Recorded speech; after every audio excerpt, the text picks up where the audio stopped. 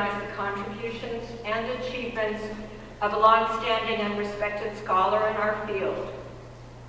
The Distinguished Career Achievement Award is presented this year to Vivian Sobchack by one of our past presidents, Bill Nichols. His comments will also include those written by another past president, Richard Abel, who was to have been here to help present the award but couldn't come. Both served on a committee chaired by Corey Kriegner. But I'm going to throw in my own little personal pitch before I invite Bill up here. To Vivian, I want to add a few heartfelt words of tribute of my own. I'm impressed by and I have benefited from the range of your intellectual curiosity over the years.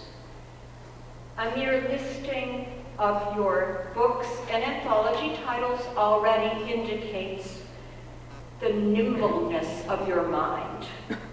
Let me just list a few for those who may have been hermits over the years. The Limits of Infinity, the American science fiction film. The Address of the Eye, the Phenomenology of Film Experience. The co-edited New Chinese Cinema. The Persistence of History, Cinema, Television, and Movies. Screening Space, the American science fiction film. Metamorphing, Visual Transformation and the Culture of Quick Change. And Carnal Thoughts, Embodiment and Moving Image Culture. But what I'm most grateful for, and I want to remind everybody that teaching takes multiple forms, because I know that Vivian has been a teacher and a mentor to many of us here tonight, is your generosity of spirit, Vivian.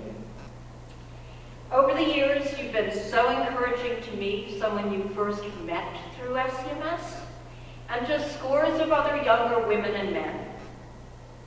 I thank you for the bottom of my heart for more recently sharing some of your personal experiences and being such a great role model, coaching me on when to persevere and helping me to understand when it's okay to take a break, to admit that I'm human. And for someone raised Lutheran, that's not an easy task. The ability to open up to others is truly a gift. I'm sure I'm not the only one in this room who's really profoundly grateful to you for sharing what you've learned through life as well as through books. And now, Bill, please introduce this year's winner.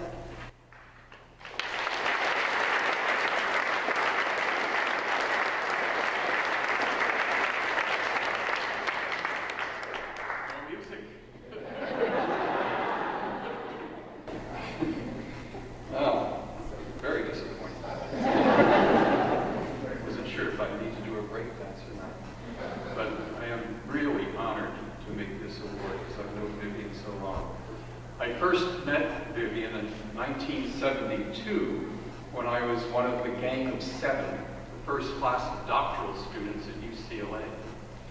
We tried to recruit her to our radical ways, but Vivian chose her own path, and thankfully continued to do so to our great benefit ever since. A friend for over 40 years, she's an eloquent writer, brilliant scholar, great teacher, whose versatility, originality, and sense of adventure I deeply admire.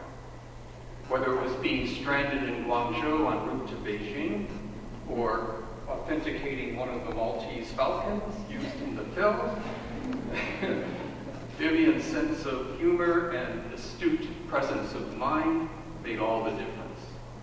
Her writing has covered the intellectual waterfront of genres and theories, but it's her ability to weave her personal narrative into the phenomenology of images and bodies That, to me, is her most moving and important achievement.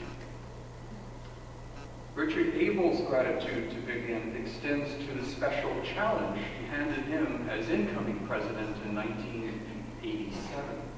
Arrange the annual meeting jointly with the University Film and Video Association in Bozeman, Montana. Richard also wanted to remind us that Vivian's influence reverberates through this room today.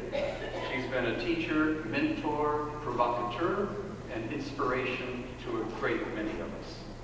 In fact, Richard assigns at least one of her essays or books every semester to his students. Vivian's generosity, indomitable spirit, and deep commitment to our organization is evident from her work with Cinema Journal, one of the reasons she's a prior recipient of the SCMS Distinguished Service Award. In 1985, she followed me as, in fact, became the first woman president of SCMS, and today she's the recipient of the Distinguished Career Achievement Award. Vivian?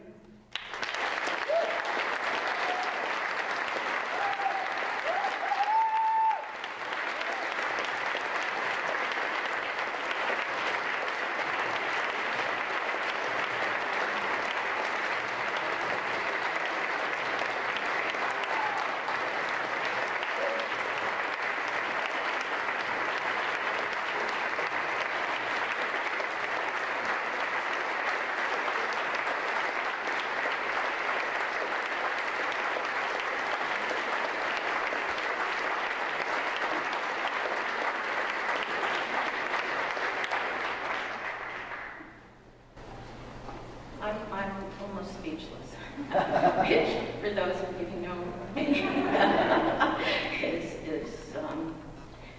something. I'm also on the verge of tears, which also is something.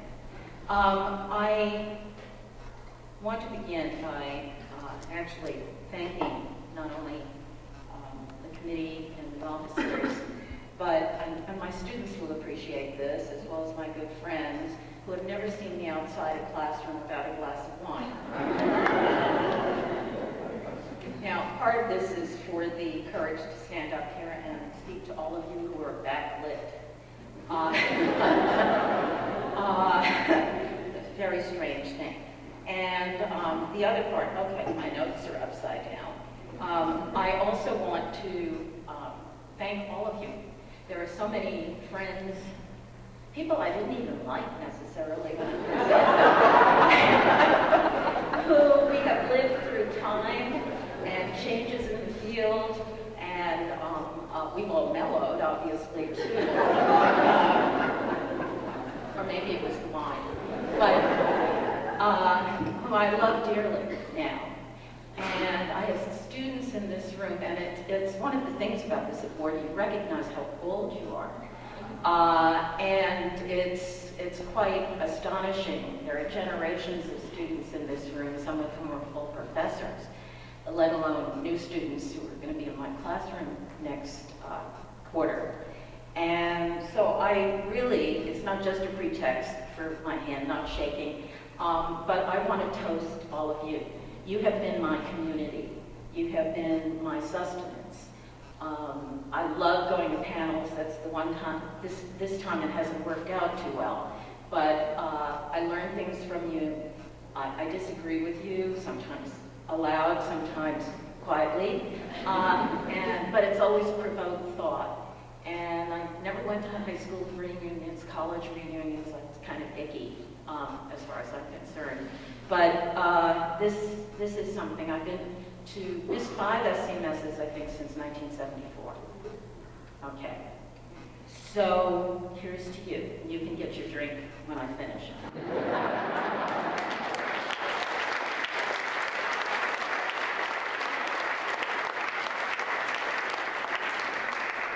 Now, I've been asked to talk about my career in the field, something about both. And under those circumstances, I felt very odd about writing something because I felt somehow it could come out too crafted. And, You're my friends and colleagues, and I'm here in the flesh. Little phenomenology there. And so I didn't. So I'm going to fly by the seat of my pants here, and this is really scary because I'm scared I won't watch. Well, no, it's going to work out. I can count 15-minute increments. So I just have a couple of notes, although a good bit in a way to say. First of all, I would remind you that I predate television, if you can even imagine that. I picked up my pajamas on Saturday morning to Big John and Sparky on the radio, if you can imagine that. And I listened to Inner Sanctum that had a creaking door at night, which I used to be able to imitate, but it's been a long time. I was very scared, given that, terrified actually, that I would start this speech by saying, you like me, you really like me. And another fear was that I would, given my age, and that I would, like Tristram Shandy, start with I was born. But I will start with one personal anecdote, which isn't personal at all, since I don't remember it. It's a story that was told by my family, and it's about the first movie I ever saw, which was Bambi, when it came out, okay? And apparently there were all these little sniveling kids in the audience crying. And when the forest fire started, I apparently stood up and said, amidst all the tears, Bambi, don't go in there, your mother is dead.